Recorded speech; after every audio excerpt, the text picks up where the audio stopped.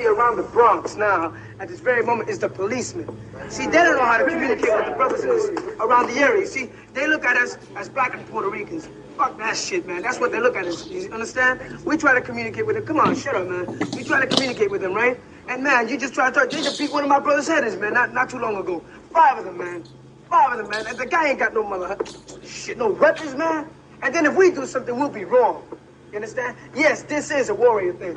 Yes, it is. And we're here to defend our brothers and sisters against people like them. They're very racist, man. If you're going to communicate, communicate, man. If you're going to strike at us, we're going to strike back. Right on. Okay.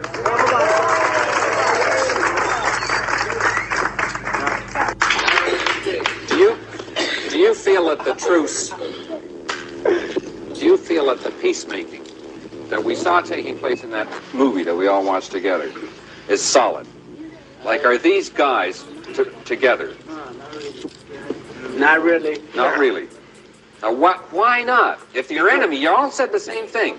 The enemy is the establishment, the enemy is the hunkies, the enemy is the cops, the enemy is me. I know, they did. Why aren't you together? I got something. Because they started it all. Who started it all? The establishment. Look. Yeah, but why are you fighting? Wait, let me tell you. Let me tell you. We are depressed people. You gotta look at that. I know, man. No, it was America, man. The day that my mother came over on that ship, man, and she came here and they pushed her in the ghetto. Maybe they pushed her because she wanted to go, or maybe because she had to go. Chances are because she had to go. She had to do a lot. And she was harassed and fucked over and fucked over and fucked over, and they fucking over me and they fucking over them. And it's time the motherfuckers gotta stop. Hey, we were forced. Hey, check this out. Then again, hey, we Puerto Ricans were forced to come here in the beginning, man. See, our parents came here to look for better jobs, man, you know, like a better improvement, because at the time, the island, you know, was fucked up, man, you know. And like they say that slogan, love it or leave it. I'll leave it if you give me the money. You leave here. I'll leave it. Definitely, I will. See, because I want to do something, man. They don't want. You see, I come to try to get a job. They say, well, you're gonna have to get a haircut, because you know the hair is not gonna do the motherfucking job. It's you, not the hair. Well, you can't go because your pants. That's a lot of bullshit, man. As long as I'm wearing something, right? But they said, well, you just can't come like this, man. So F it. I'm with my brothers, man. This is my family. I do something for them and my community. Fuck America, man. What can you do to draw this group closer together so you get stronger, so you can deal with communication, man. Communication. Education, too. See, like we were saying before, man, like the true educators is going around, man. It's political parties like Young Lords, MPI, Black Panther Party. They're teaching true education to our brothers and sisters on what's happening now in the United States. You see? Like, it's good, like my brother said before, Lincoln and Washington. What did Lincoln do to my people? Did Lincoln free my people? No, it was Betance. Right? Was it George Washington that went out there to fight? Oh, yes, he fought against the British. He didn't fight against the Spaniards. See, there's a big difference. If we Puerto Ricans don't know that, we might as well call ourselves Americans, man.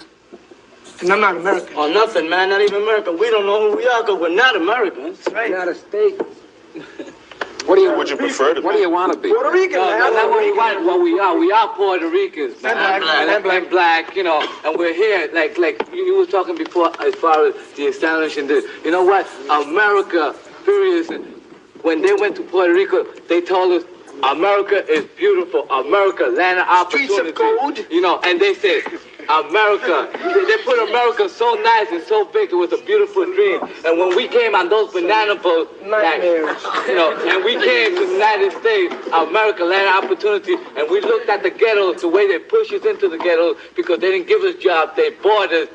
It was like a damn nightmare. I'm talking about this. You want to go back? You know what? Why not? You know what? Que viva Puerto Rico libre. That's the way I feel. When you go back, what's going to happen to your black brothers that you've now made an association with and you're beginning to build? As soon as we liberate Puerto Rico, they all can come to Puerto Rico. That's the way I feel about it. That's what we told the Yankees. We told the Yankees, leave the island. The same way you came, leave it. You know, as soon as we liberate it and we're fighting for our goals, you know, we're pushing, we're all striving for the same thing, man. We are depressed people, like I said once before. Is there any thought that you know, you young people have of maybe beginning some kind of alternative to a school that you don't feel comfortable in? Right on, man. Well, how would you describe it? Could anybody describe it? Describe what? Describe a school that you might want to start. What would you study? Any school in this country, I won't want to be in. Why not? Because I wouldn't. Why? I wouldn't. When has a school ever taught me that one time in my country there were Indians, like Taino Indians? You know where I learned that? I learned that from Benji. You understand? I learned it from him. When has any school ever taught me, you understand, that at one time, you understand, I'm like you would say, I'm a mixed race with an African. I never knew that. You understand? Never. Did you have to find that out around the block? Yes, I did. I mean, listen, if I would still be in school, I wouldn't know that right now. I don't believe in this school system. And let me tell you, I'm 20 years old, and I know a lot. Understand? For my age, I know a lot. And where did I learn it? In the streets. But the school couldn't do nothing for me. That's all I got to say. Tony, the school is completely irrelevant to our young people. The schools have failed them from the time they go in. By the time they're in second grade, they're already behind. And they feel completely alienated to a system that's dealing with a middle-class type of teaching. And it's not relevant to their lives, to what's happening in their communities. So they are completely turned off. How could you blame them when they begin to throw rocks and break windows and run amok and fight amongst each other? If the schools themselves have failed them, and we do not have sufficient teachers of our own to be in those schools so that they could perhaps look up to. Well, Manny, you are a teacher at PS 133. How do you explain the fact that you have been able to relate to young people in the way that you do when other teachers may not be able to do that? Or do you feel that you are alone in the kinds of ways that you can relate? No, there are other teachers that relate to the guys here. I'm sure they can tell you the names of a few other people that they've talked to. Well, what made you begin to think that you had to move out of the classroom to deal with kids that were not there in the schools? Because most of the kids were outside the school. The brightest, most powerful kids were outside the school. Shouldn't call them kids, but the best minds were outside the school. And I'm concerned with reaching the best minds. And if they're outside the school, that's where you have to go. If the best minds are outside of the school and some of the best energies, what do you think we ought to do in order to utilize these energies towards some good for everybody? Well, I think you ought to talk to them and figure out what they want from you and then serve them as best you can. Well, what do you want? What do we want? Why don't you get up and say something? Well, listen, you're talking about school and education. That's pretty nice, right? And everybody should get education, great. But let's look at the problems we got in the South Bronx, like right now. I got a little kid here, and he's my nephew. His name is Luis Melendez.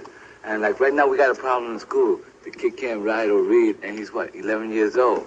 And right now, because he can't meet up to their standards, they want to kick him out of school, man. And there's one thing that we're going to protest. If we got to sit in, if we got to take over the school, if we got to go out there and bash, something into their head, because they talk about understanding. How the hell can they understand when they got 35 kids in a classroom and one teacher's going to put a little bit of psychic energy into one kid, like him? I mean, now they want to send him to a 600 school, and I think that's pretty bullshit. You know what? We got to work with the problem in the South Bronx, in our community, like the school. I guess if the teacher will take a little bit more effort, because their job is from 8 to 3. After 3, the hell with the kids.